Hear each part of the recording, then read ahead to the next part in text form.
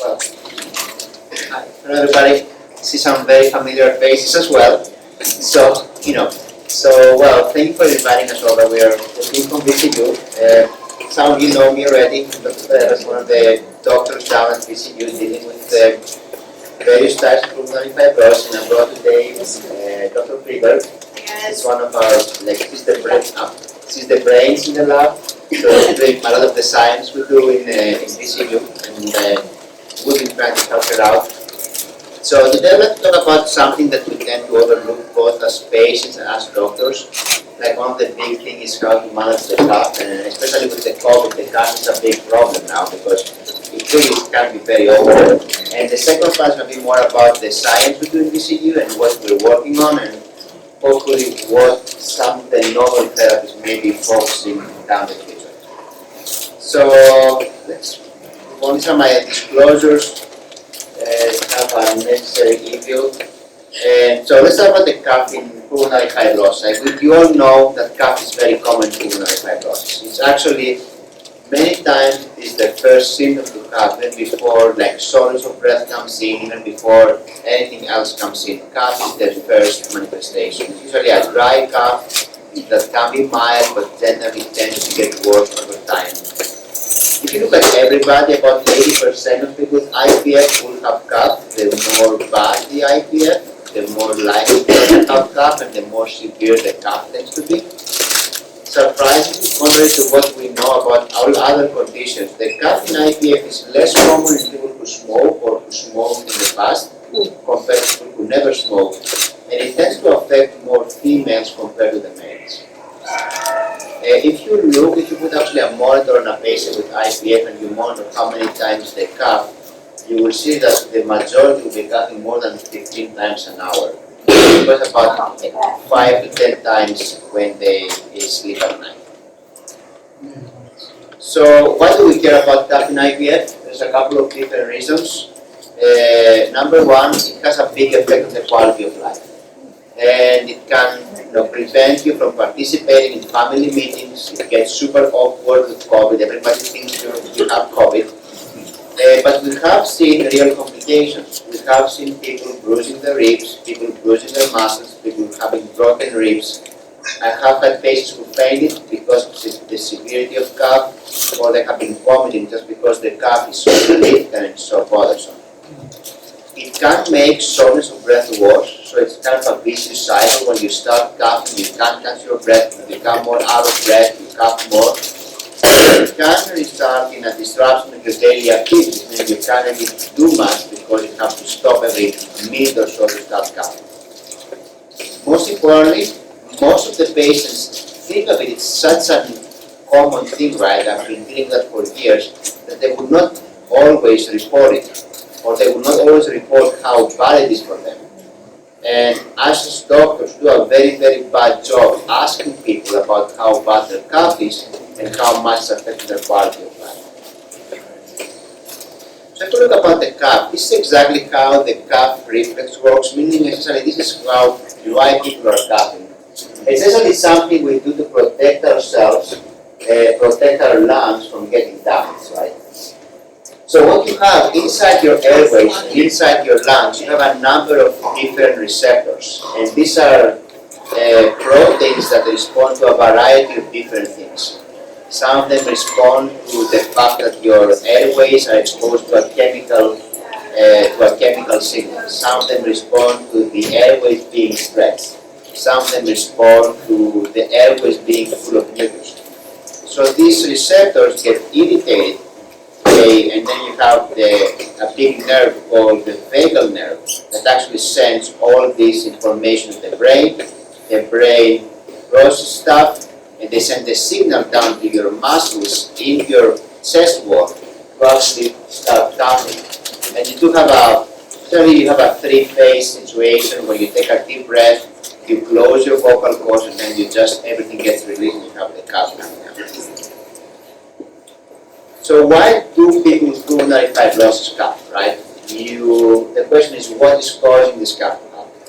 And we now recognize more and more that mechanical irritation of the airways plays a big role in people coughing. Meaning, as you most of you have seen when somebody has pulmonary fibrosis, you do have disruption of your airways, meaning your airways, instead of being nice and smooth, they become very distorted. This exposes specific nerves in the surface of the airways, and this results in the cough habit. Other times, the vibration itself can actually result in the cough, and many times the cough causes vibrations, causing more cough, and you go into this vicious cycle of the cough again, and it's very, very difficult to break. Another thing we have seen is that people with pulmonary fibrosis do have increased sensitivity of their airways. So if you expose any human to any amount of a particular irritant, you will start having a cough, right? So a healthy person, you put them in a very, very dusty room, they're going to start coughing. Somebody who has normal lungs, if you expose them to a capsaicin, the same thing you find in the hot peppers, they will start coughing pretty significantly. What we have seen is that the threshold to start a cough in somebody with pulmonary fibrosis is much lower compared to a person who has normal airways. We have seen increased mucus in some patients, so you have to clear the mucus so you breathe more stuff. And very, very commonly, you do have other conditions in your body causing you to cough. Like reflux is something that's very common, so you can see that up to 80% of people with pulmonary fibrosis will have some degree of reflux. And only about half of them will have any degree of symptoms. Among the general population, reflux or heartburn is the most common cause of chronic cough. We do have people who take other medications that can cause sometimes a cough as a side effect. So many of the blood pressure pills that you may be using can result in a chronic cough. Some of the newer medications for diabetes can also result in a cough. So it's very important to identify these medications and stop them. Vocal cord dysfunctioning, your vocal cords may be dysfunctioning, resulting in a chronic cough, and many times chronic sinusitis. So it's a response. Everybody has allergies, right? Everybody has a runny nose. Sometimes, especially at night, these things go down to your airways, and they may be triggering the cough. So how do we assess how bad the cough is? And it can be very, very simple, or can be very sophisticated. So we have developed objective tools to estimate cough severity. So this gentleman here, you will see, is wearing a monitor, and you see there's a microphone in the middle of the chest. So it's actually a recording device. This device documents how often the cough happens during the day, and this is something that we use mostly when we look at novel therapies to see how they affect the severity and the frequency of the cough. If you want to be even more sophisticated, you can do cough reflex testing. Actually, they use powdered capsaicin, the same thing that you find in red peppers, and they expose you to increasing concentrations of that if you start coughing, and then depending on that, they determine how sensitive your airways are.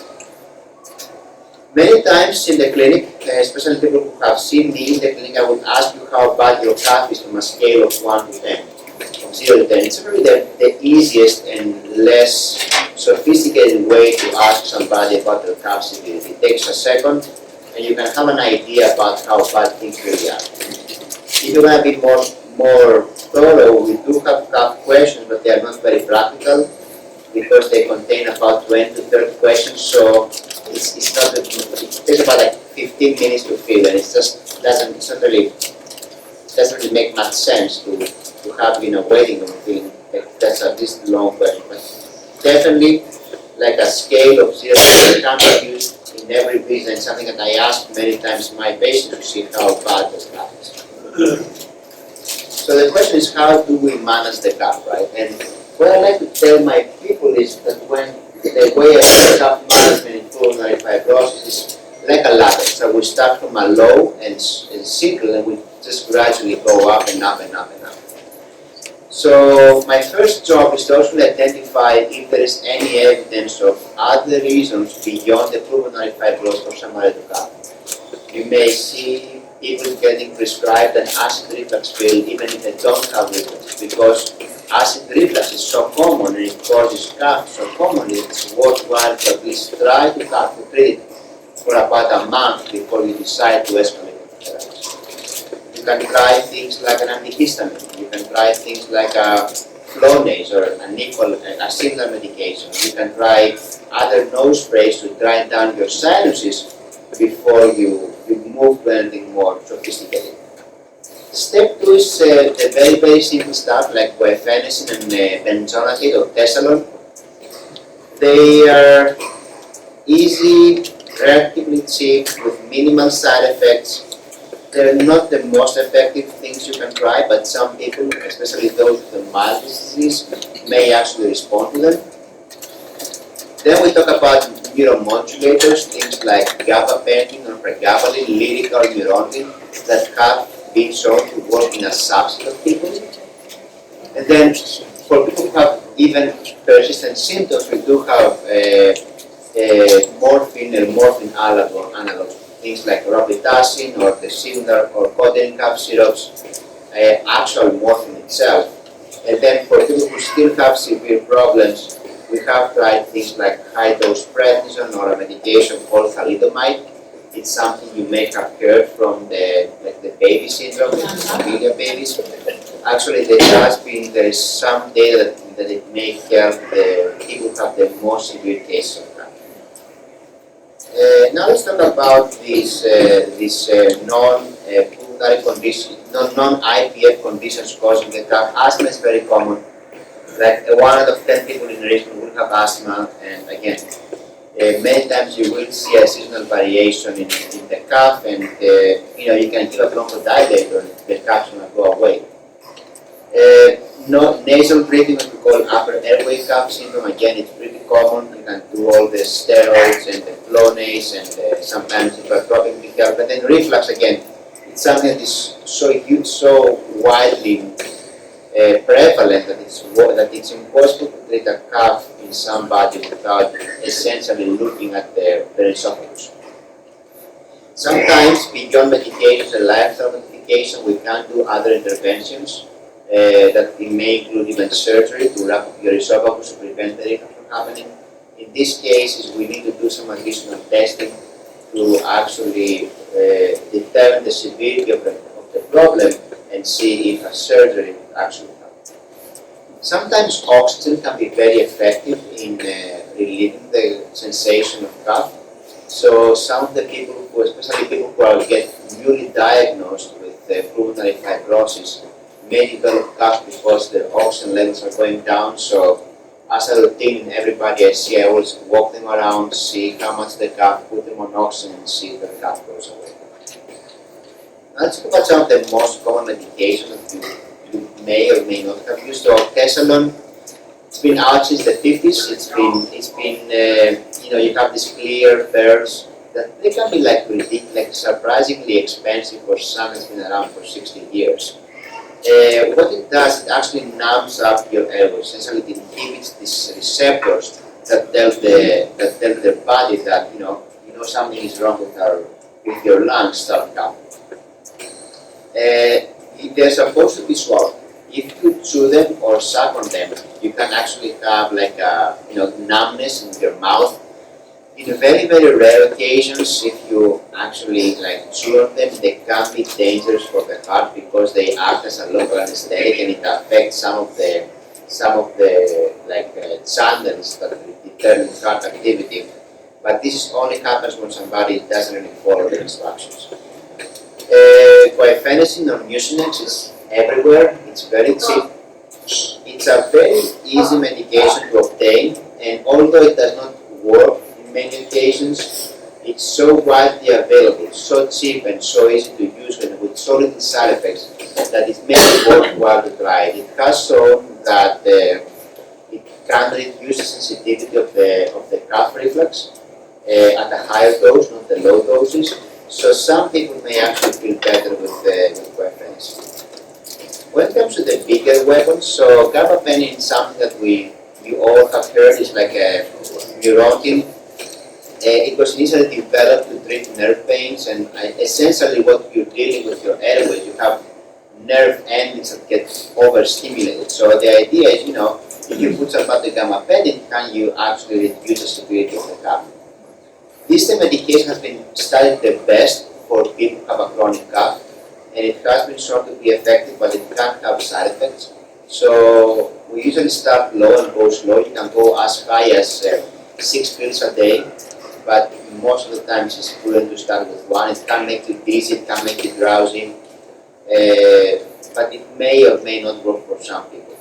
Lyrica is a medication that has a similar but not the same way of action as gabapentin, so some people who may not respond to gabapentin may respond to Lyrica better. It can also make you drowsy, but it may actually work in some people more of with the neurogenic cough, like the cough coming from irritation of the nerves. Now let's talk about opiates, and they have a very, very bad reputation, right? We hear about morphine and the opiate epidemic, and people are concerned about things like addiction or side effects.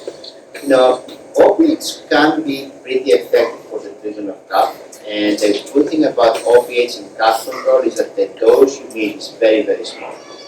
So, like if you look at the available morphine preparations, right, they're actually way higher than the dose we use to treat the cough. It's only 5 milligrams twice a day. We do have actually a phase 2 trial that was published a couple of months ago that showed benefit from morphine for people with pulmonary fibrosis. It reduces severity of the cough by about 50%, and about 60% of the people in the trial noticed that the cough got better. They did not see any significant side effects, so out of the 45 people who were in the trial, 44 were able to tolerate the medication with no problems. There was no addiction issues, no sedation issues. The only big thing was nausea and also constipation. So it's always useful to always try like some stool softener, where you even for the low dose. There's a glorified morphine called nalbuphine that may actually come out in the market in the next couple of years. It's a medication that has also been studied in a phase 2 trial. There's now a phase 3 trial looking at this medication that happens abroad.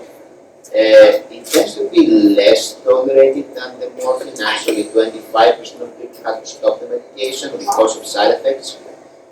But again, it was equally effective, dropping the frequency and severity of cough about 50%. Another medication called tramadol, or Ultram, it's something you may have heard for pains. It has been shown to work for some people. It is also an opiate in the greater sense of the greater idea of an opiate. It doesn't have the potential for abuse that you see with others, but again, even with morphine, the potential for abuse and the side effects are definitely less than the disruption of the quality of life you have from a very bad and persistent cough.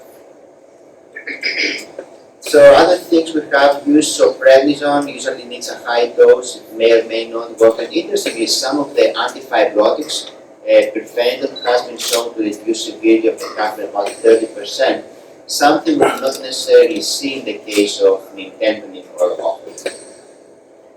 There's a couple of things coming in the pipeline. So we do have a medication called just an nebulized medication that was recently shown to reduce the severity of the cough by about 30%. We do have another novel agent looking specifically at these receptors in your airways that make you cough. And we have been trying medication called duloxetine and amitriptyline. You may have heard of this, but they are very commonly used all over. They were initially developed as antidepressants, but now they use them as a neuromodulator. And they're looking at them as a potential treatment for cough. Some people may respond to pulmonary rehabilitation, so pulmonary rehabilitation is being studied as a potential therapy for cough in pulmonary fibrosis. And speech therapy, although it hasn't shown to be as effective as in other types of chronic cough, it has been used for some people with pulmonary fibrosis. So this is for me, it's a very, very small introduction. Again, it's more for me to understand that, cough is nothing to take it easily. It's very important to report it to your doctor. Make sure that if the cough is getting worse or getting better, it's something we will need to know. There's no such a thing, or it's just a cough. When it comes to pulmonary fibrosis, just a cough can affect your quality of life and most importantly may be an indicator of the disease and disease severity. And more importantly, there's stuff we can do to help you out, right? It's not like if you don't know about it, we won't be able to help you out. So, and with that, I'd like to introduce. Can I take any questions? Yeah, questions? Anybody? Oh, yeah. Yeah, is the duloxetine taken as a pill or as a nebulizer? It's a pill. It's a A pill. pill. Yes. Yes. Yeah, I was curious about, on your slide, you had that with the opiates, or if there was no danger for abuse, does that mean you're not likely to get addicted to it? No, the dose is just, so this was traditionally the concern about opiates for anybody with chronic cough, right? As long as you stay in the dose that is being prescribed, they did not really see an effect of that. So in the trial, so there was this trial they ran in England, 42 people in one trial, about 16 in the other trial. There were 0 people who got addicted to it. They had addicted to it. Because it's a very, very small dose. Like, let me give you an example. The lowest dose you will find in a pill in morphine is 15 milligrams. It's like 3 times the dose you'll be exposed to. So it's a very, very good dose. On your first or second screen, it said, I believe, that cough was more common in women and non-smokers. Yes. That seems, the second seems rather counterintuitive. So what happens is that tobacco use actually desensitizes some of these receptors. So what we have is that chronic exposure to tobacco can actually make the receptors responsible for the cough numb. So if you look at the sensitivity of somebody who smokes to this, this capsaicin we use to determine how sensitive somebody's cough is reduced in smokers compared to non-smokers. Can I get you to repeat the questions because people on Zoom cannot Oh, hear the yes. questions? Yes, sir. You're saying that Yeah, so the the question smoke actually acts as a cough syrup type thing. well, I would not say I recommend anybody. No. But Doing a slight job of doing cough syrup, which you're saying it's inhibiting the cough. it's kind of the other way around. So if you expose yourself to years of tobacco smoke, right, essentially you numb your airways towards noxious stimuli, right? So you have been smoking your entire life for 20 years. Your airways become desensitized. So they're not as likely to respond to noxious stimuli as the airways of somebody else. Yes? In the beginning, it sounded like you said so many times per hour. Yes. In my case, it's like 8 to 9 times a day. So to me, that doesn't seem like after seeing that, maybe I don't have a chronic cough then. I just have a cough. Well, the question is about cough frequency. It's more about the frequency of the cough. It's more about the effect on the quality of life, right? You may be coughing like having a coughing fit every day, once a day for 10 minutes, but it may be, preventing you from getting things done. Yeah, I noticed that it goes, I'll cough like 5 or 6 times in a row, and then it stops. All of a sudden, I might go another hour or 2. And Yes, that's something you may see. This does not mean that your coughing is having an effect on your quality of life, right? There are people who can cough like that and say, listen, it doesn't bother me, my wife doesn't care, my kids don't care, nobody really cares, and it's not really making my life worse in any meaningful way. At the same time, you may have people who may have these episodes once every 2 or 3 hours, and listen, this is really affecting my social life or my well-being or my anxiety. Well, I have one more thing that's kind of eating away at me. When I bend over to tie my shoelaces, it'll start happening. But when I bend over to take this thing and start charging it, I have to bend. It's almost like I'm putting pressure on my This is foot. an indication that sometimes all you can actually make to promote some reflux causing this cough. But don't forget, like gastric fluid can easily irritate your airways and cause you to cough. Thank you. Yes. I was having a really bad cough, just having cough and spells, especially when I talk on the phone. But it's better now because I turned the oxygen up. Something we may see. Yeah, I can tell when it's not like it should be when I start coughing a lot. So I turned it up and it's so much better, not for wood. Yeah, no, so the question was about oxygen use and cough. Yes, we have seen that like high flow oxygen, even above to the level that, to maintain a normal oxygen level can result in significant improvement in the cough. In some people, not in everybody.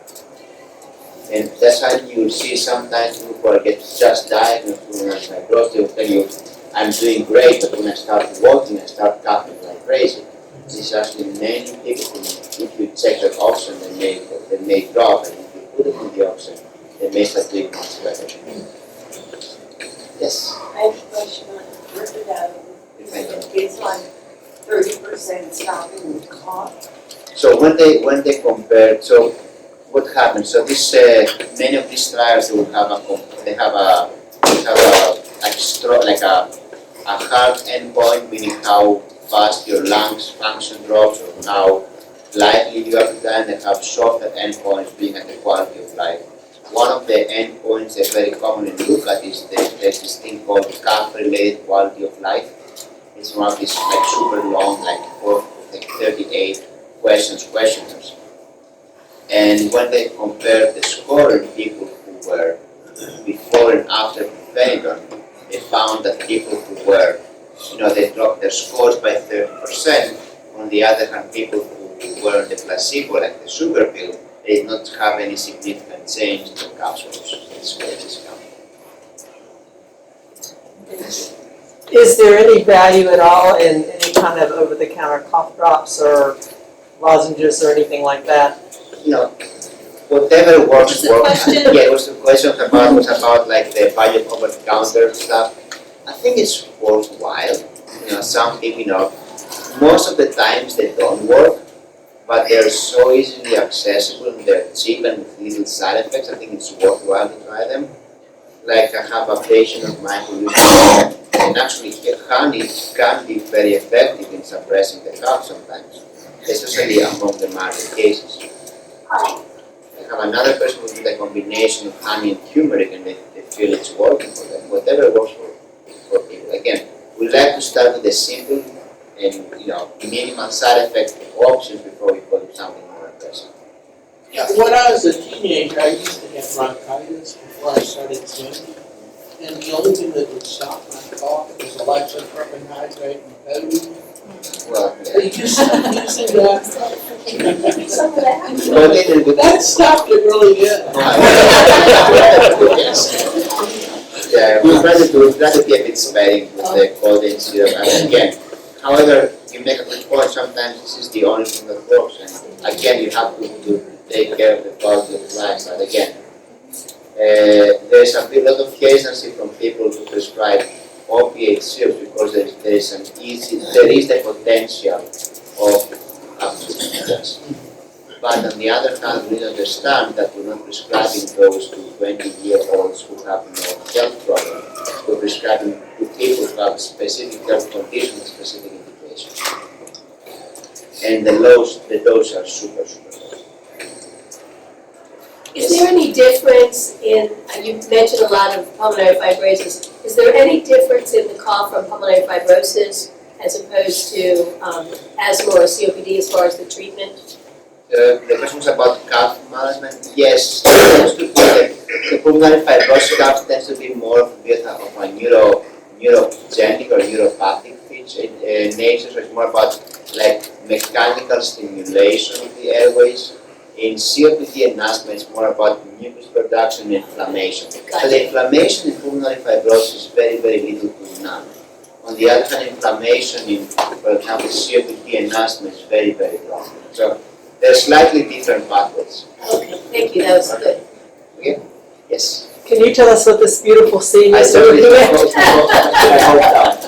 certainly my hometown. So, okay, so let me introduce, yes, anybody else? Just a quick question, would there be a difference between like a wet cough and a dry cough? Some people do it for the wet cough. It's not very common for IBS, most commonly usually dry cough. In this case with the wet cough, using something like like something like a high dose, like penicillin may help. Kind of like calculate stuff. Or if you look at people who have a genetic disposition for pulmonary fibrosis, we do have a subset of people who have mutations in a gene that's responsible for mucus production. They actually overproduce mucus. And in these people, yes, you may actually feel better by having something as simple as mucus. Okay, so let me thank you so much. So let me introduce Maggie. So Maggie came to visit you at the same time I came, about 4.5 years ago. She was in Rochester.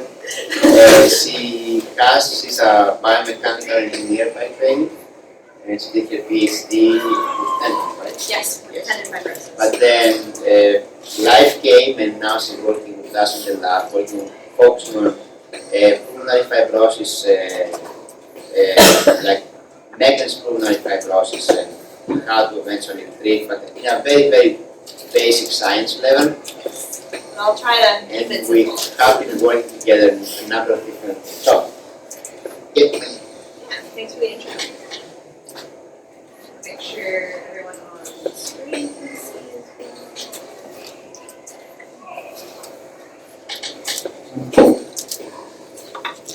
it looks like my slides have helped us ride in a too wide screen. Hang on a second.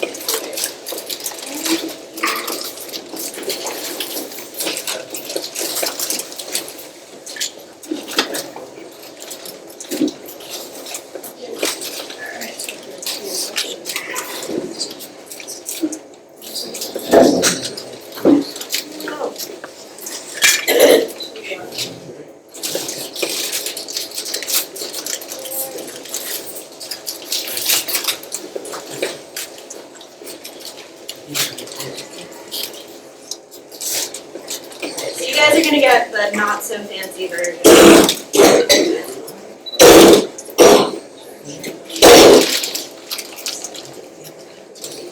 Sounds good. So I'm here to talk to you a little bit more about the basic research that we do in the lab, and give you some context as to how we study this disease and develop new drugs. It's a really long pipeline and an iterative process, and it really takes this as a community. And I'm not only here as a researcher, but also as the daughter of somebody who lived with pulmonary fibrosis. My dad had idiopathic pulmonary fibrosis and had a very short stint with it, and at the time he was diagnosed, there were no drugs available. He didn't have access to pirfenidone or nintedanib. And so I was highly motivated to move away from orthopedic research into the lung space and kind of bring my expertise as an engineer and think about the lung mechanical environment and tissue regeneration models and things like that to try and understand this disease from a different perspective. And we say it's a family affair. My dad started the support group that we had in Rochester. He only saw it be a size of about 5 people before he passed, but my mom kept it going. As a support group leader, became a PFF ambassador and continued to advocate for patients with the disease, tried to share information, schedule speakers, all of this. And I've been very closely connected and stayed connected with that support group at Rochester as well. So we do a lot to not only do the research in the lab, but also advocate for you guys with the disease. We participate with campaigns with the Pulmonary Fibrosis Foundation, raise awareness on social media and advocating at the institution. I've helped with raising money at alternative foundations that feeds into research, and then also participating in the Pulmonary Fibrosis Foundation specific like blocks and advocacy days as well. But this is what you came for, is the research side of things, is that the this is a very iterative process, and it involves you guys, it involves me, it involves Dr. Pereles, where we start kind of with the patients with pulmonary fibrosis. We want to have an idea of what things are bothering you. Dr. Pereles presented a lot on cough and today. I was at a conference 5 years ago where patients were saying how much that mattered to them. So there was a shift in an emphasis. So we listen. We want to hear what's bothering you guys, not just understand the mechanism of things, but we care about you. We want to see not only your quality of life be better, but your life expectancy. So we start with patient samples. I'm going to explain some of the human samples that we collect. If you see Dr. Pereles, I'm sure you've been asked to donate to our biorepository in various ways, whether it's blood or exhale breath. And we take those samples into the lab and try to look for observations of things that we see that are different in pulmonary fibrosis patients compared to other controls and even other lung diseases. We use self-culture models to kind of see if we can tweak model systems and if we block a pathway or something that we see is upregulated in IPF in particular. Can we prevent that fibrosis phenotype or scarring in the cell models? And then once we have really exciting targets, and we've done a lot of research for probably at least like 5 to 10 years, it might have the potential to move into a clinical trial. And so it's this really long arc and iterative process, but we all have to be informed of the various stages and the cycle of what's going on. So I reside here in that basic research realm, but Dr. Pereles touched on the clinical research side of things, and you guys are here with us today to learn more about the process. So here's our basic research team at VCU. We're led by Dr. Patricia Stein, who's the chair of medicine, really phenomenal, internationally known pulmonologist with expertise in lung fibrosis, but she is also very busy as the chair of medicine. So Dr. Pereles is our ILD director, and I do a lot of work with the other senior scientists in the lab, kind of directing research as well. And then we have some lab technician help, which really are responsible for helping process human samples and working with our coordinators and managing things in the lab, as well as our trainees. Another important aspect of what we do is train the next generation of scientists. We all come into science for a reason, not just intellectual curiosity, but we kind of find our niches with research based on what personally motivates us. And so we want to train them how to do good science and get papers out there and have an impact in the world. So the overall goal of our research is to kind of expand our understanding of pulmonary fibrosis pathogenesis, so how the disease develops and progresses in patients, and then identifying new drug targets. Because as you guys have heard, pirfenidone and nintedanib are great antifibrotics, but they have a lot of side effects that aren't great for patients and quality of life. And so it's something where we want to build off of those drugs, see if we can identify other targets outside of their mechanism of action, and also build like a bigger repertoire of antifibrotics. I think about it a little bit like cancer therapy. If you know anybody who has gone through cancer treatment, they are likely on a multitude of different drugs or techniques to target multiple things. It's not just one chemotherapeutic or just one radiation treatment. And so I start to think about fibrosis as being a really complex disease process. And so two of the tools I want to highlight today is using the human samples. So we could not do this research without patients like you guys being willing to donate more samples. It's as simple as blood draws, so we keep a repository of blood so we can look at systemic changes of what's going on in your whole body to see what might be changing.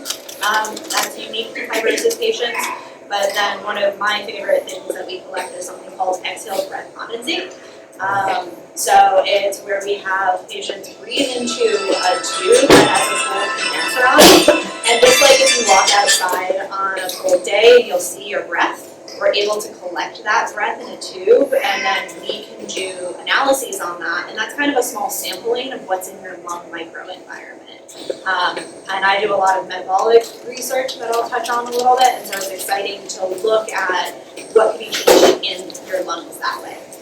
The other thing we do is from patients who undergo diagnostic biopsies, we actually are able to isolate cells out of those. So if not all of the biopsy is needed for pathology to make a diagnosis, we'll get a little bit of extra tissue and establish cell culture systems in the lab. And that way we'll be able to kind of use different fibrotic stimuli, whether it's mechanical, which is what I'm interested in, or using pro-fibrotic cytokines, or doing other insults to the cells that make them turn into like those scar-forming cells. We're able to use those samples and kind of understand the mechanism of disease pathogenesis. So this is kind of an overview of a lot of different pathways and what we're looking at in the lab. So here is what normal lung tissue looks like, where you've got these really like fine alveolar walls, nice thin structures, which you can imagine is used for that air-gas exchange. Now in a fibrotic lung, when you take a tissue biopsy in that fibrotic area, you see that there's a lot more tissue there. This tissue is why it feels harder to breathe. That expanding matrix makes it hard not only for your lungs to stretch for normal breathing cycles, but also it's a larger area for oxygen to pass through to help with that gas exchange and getting to your bloodstream. And so I'm interested in how the mechanical changes in that fibrotic scar tissue. If you imagine, like if you have a scar in your arm, if you feel that tissue, it feels different. It feels a little bit harder. Same thing with scar tissue in your lungs. It's going to have a higher level of stiffness. It's not going to deform as easily. And that actually affects how your cells are going to behave. And we found that actually activates what we call our myofibroblasts, that are the scar-forming cells that produce all of that matrix that is developing that scar tissue. So that's one of the amplifying, we call them feed-forward loops, because once they're activated in your cells, they seem to kind of self-reinforce, kind of that snowball effect where they'll just keep being activated. And so my research tends to focus on those mechanical cues that are changed in fibrosis, and then also a concept of dysregulated cell metabolism. So 2 schematics to just kind of give you a very big picture overview of what I do is the first is on the mechanics. So I'm interested in some of those mechanoreceptors that reside on the cells in your lungs. And these receptors tend to open in response to mechanical forces that your cells feel. So as they're stretched, they're pulled open. As you can imagine, in a fibrotic lung, these stretching forces might be different. And so I'm looking at how we can potentially block the activation of receptors that are upregulated in patients with pulmonary fibrosis, and how we might be able to target that to prevent further progression of fibrosis in a different way from the tentative and preventative. Alternatively, I'm really interested in how cells use their energy. So very big picture, we all eat food to get nutrients and amino acids and sugars and carbohydrates, and our body breaks down, and I focus a lot on sugar metabolism and how your cell converts that to energy, and what might be going on as to why fibroblastic cells have a different energy profile than healthy cells. And we think a lot of this has to do with cells need a lot of energy and fuel to produce all the matrix in scar tissue.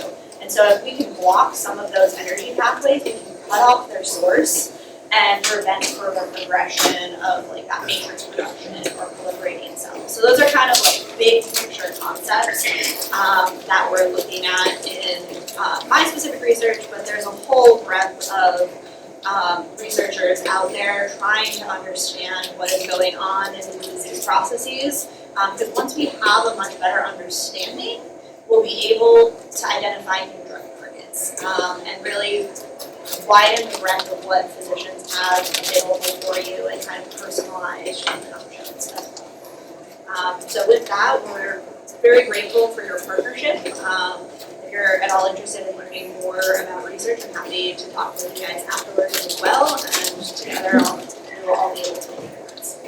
Thank you.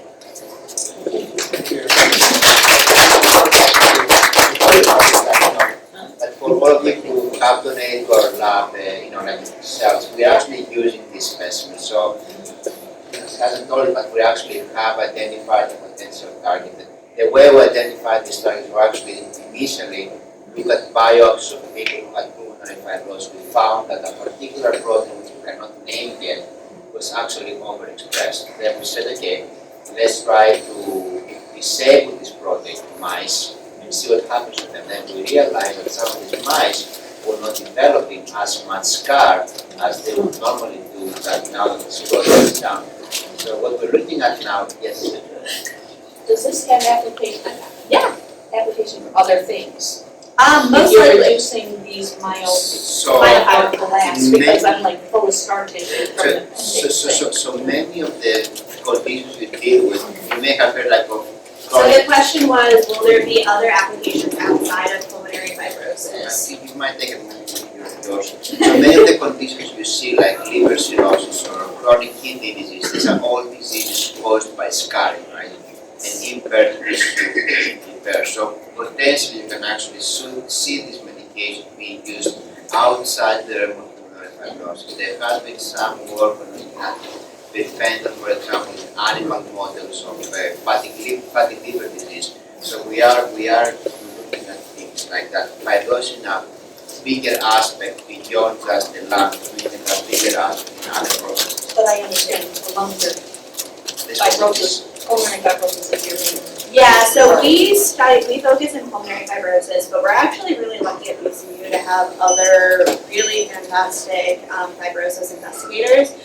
So I'm part of a multidisciplinary team that's looking at cross-organ but similar mechanisms of fibrosis in heart, liver, and lung. So we're trying to identify some of the metabolic changes that might be happening. And so it's a little bit of both. So what we're finding absolutely will test in other systems. And every once in a while you might get a hit of something that will be multi-organ fibrosis, and then something will be specific. In this case, I hope it has broader applications, but we're still in process of testing And that. this goes the other way around. So for example, in fentanyl or often because it's developed as medication for cancer, right? And then they realize it prevented scarring in animal models and then it caused issues. Okay, can pulmonary physical therapy, which is what I'm doing, can that help you with the expansion of your lungs, so that they stay, they're not gonna stiffen up? Or no, or is that gonna happen no matter It can what? help in a number of different ways. It doesn't affect the disease itself, but it helps you deal better with your disease. You train your muscles to become stronger, so you need less oxygen to do things. You train yourself to get better. Yeah, I wanted to ask a question about the research. I understood you to say there are options for people to help with basic research by contributing samples of something, which would be different from a long-term clinical study. Yeah. So how do people go about if they're interested in Yeah, offering so themselves? this is primarily done through Dr. Pereles' clinic. However, I know we have mechanisms to bring in patients from other institutions as well, that if you're interested in donating samples, we can find a way to connect you with our clinical coordinator.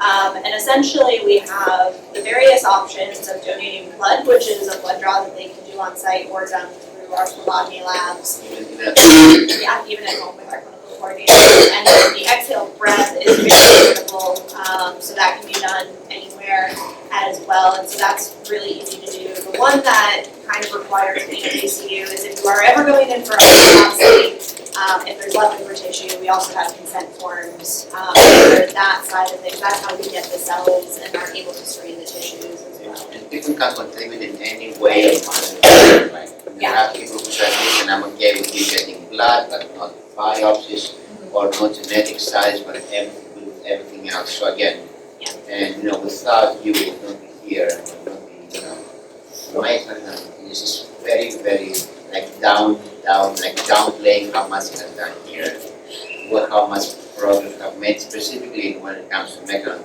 transduction and lung.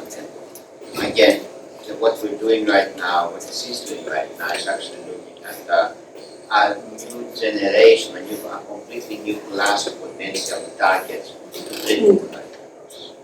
Well, this That's is a kind very, very novel approach. I don't mean to be morbid or anything, but do they also is there a place at VCU that people can donate their bodies to if they have the IPF or Tried their to lungs? approach this. We have tried to approach this. It is very difficult because full ischemic time really matters. And honestly, with terminal diseases, I would much rather see patients pass away in the comfort of their own home under palliative care, things like that. I don't want you to have to rush to a hospital. And so it's one of those things where we've tried to look into it. If it's something you're interested in and we've got a little bit more of a time horizon, there's probably ways we can work stuff out.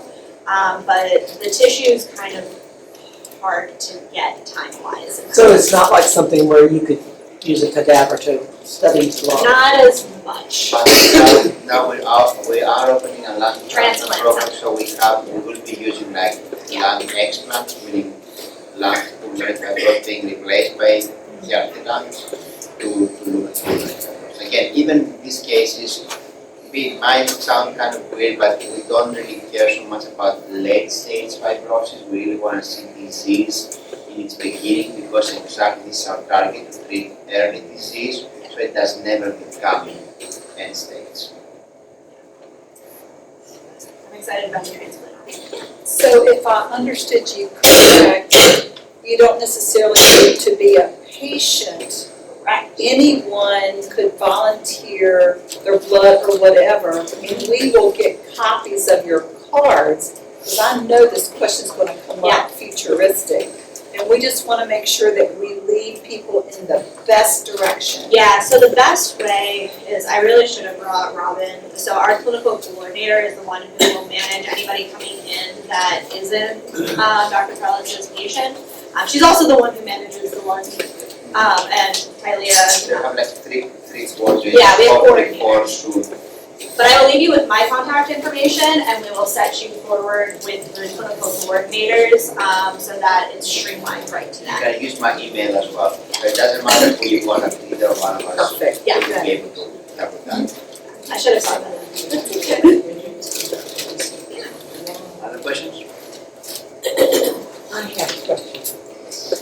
This thing right here.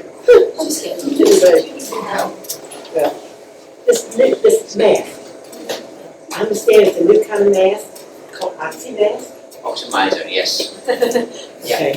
Different than the rest of it, or the pocketbook. This? Yeah. I hadn't seen those before, but I've gone to a group on Facebook called, what do you call them? Shoot. Yeah, PF Warriors. And they recommended that. So some people may like it, some people may not like it. It's kind of a hit or miss. The whole idea of this oxymizer mask to actually give you a whiff of oxygen when you need it. You will see the plastic is a bit more sturdy, so it can support a higher flow. You see, this mask I can't wear because of the smell. Exactly, that's the point, right? So some people like it and some people do not. And sometimes smelling the plastic is worse than getting more oxygen. Well, I called it makes sense. But there are other models of that. So there are different variations. So there's a couple of different variations when it comes to the oxymizer. There's one that there's a pattern, like a small bag in the middle. There's one there's a lot of nasal pillows. So there's different variations. So if it's too much of a plastic smell for you, you may like some of the other variations more. If you call the DME company, they'll be able to provide different options. The oxygen company. Oh, yeah. Well, see, I talked to them too, but I we call the Also, you manufacturer, can get it from Amazon, by the way, it's about $20 from Amazon. they make another one that's not made out of PVC, and that doesn't have the odor, but you have to go through hoops to get it. Well, the other solution, to be honest, is go through Amazon, it's about $20. That's what I got this, $13 and still, I can't get it. Okay. Amazon is our answer, right? It's actually coming pretty good, like, We I call got it my oximeter from Amazon, I think it's Amazon.ca. If you're looking for other brands, try Amazon.ca. That's Canada. CA? Canada. Oh, Canada, got it.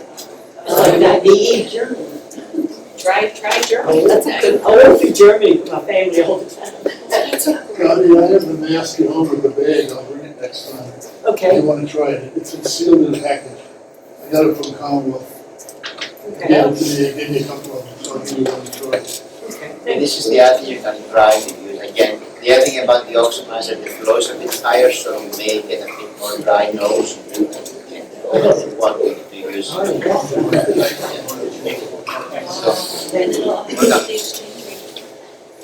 any other questions? What is the future of pulmonary? Well, so I think we probably, there's a couple of different things we're looking at, right? I think we look at the near future and the distant future. I think the near future is combination therapy. So like the same way that you, for example, take 2 or 3 medications to control your blood pressure, right? You'll be getting 2 or 3 medications to control pulmonary fibrosis. They have already started looking at combination of nintedanib and pirfenidone, but they decided for 2 months, it was a bit too much. At the same time, if you look at all of the clinical trials right now, they're looking at therapies as addition to standard of care other than standalone. So combination therapy can be number one. Down the future, there's a lot of different things, anything from genetic, like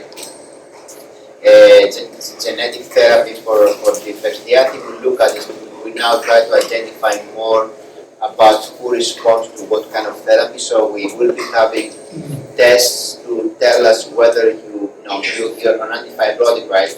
Is this thing working or not? We actually now do have tests that are being under development where they look at the fibrotic activity in your lungs before and after you start therapy.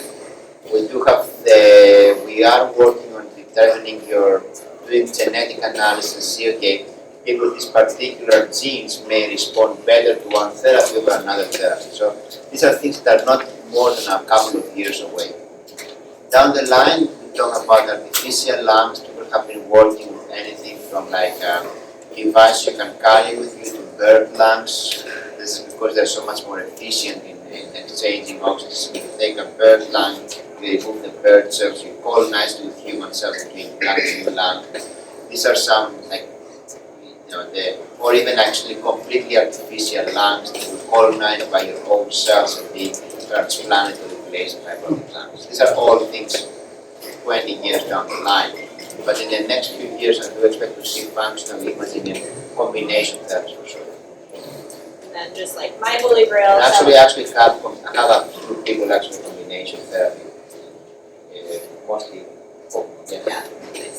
And then adding to that, in addition to the like extra transplant side of things, I'm also very interested in, once we figure out how to stop progression of fibrosis, which is where we're kind of at now, is understanding that, is there a way to regenerate the lungs and get back normal tissue?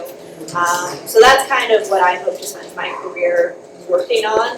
We're still decades away from something like that, but without the promise of not needing transplant would be what I would love to see.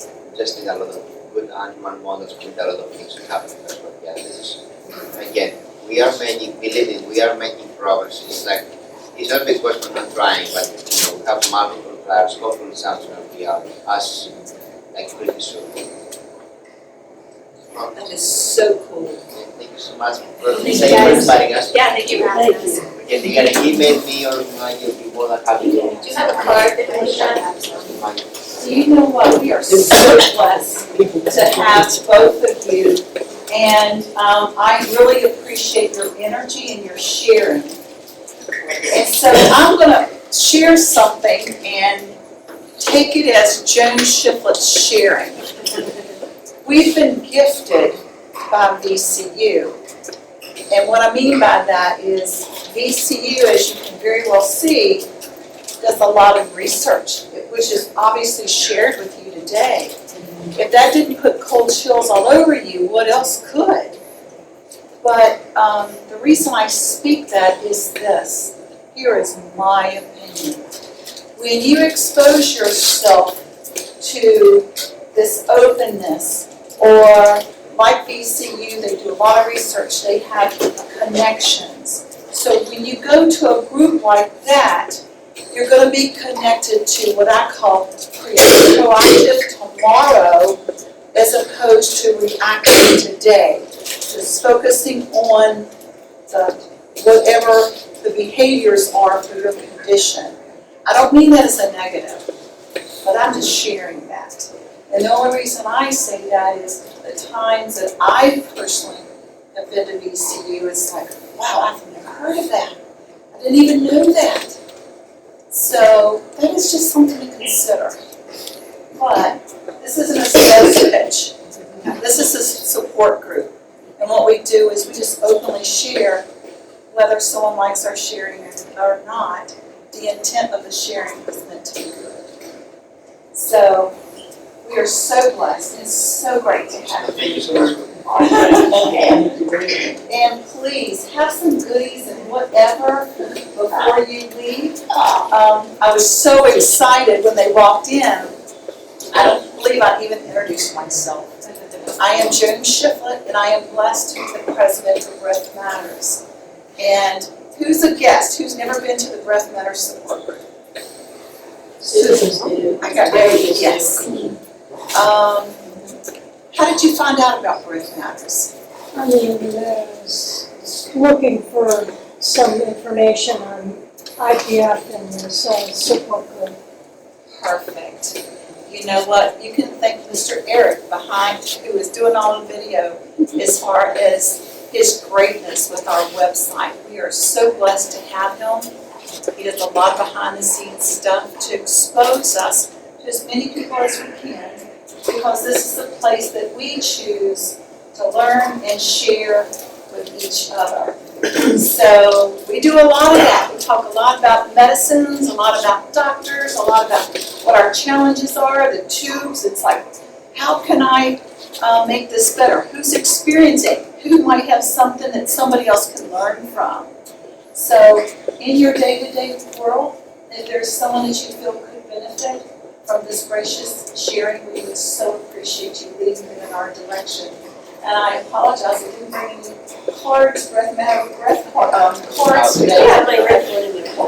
I have them in our, you do have them in your clinic? Okay, that's perfect. Nasty, you're on the PFF website as well, so. Yes, So you already have? thank you. Now, what I would like, yes, I don't know if it's just me being sensitive to the topic and for the people who showed up today, but I don't know how many people in here have colds or have coughs related to their condition, but I've never seen so many people support our guests with coughs. So I just tuned into that. It is almost as if they planted people out here. It's the power of suggestion. Yeah, power of suggestion, that's a good point. I mean,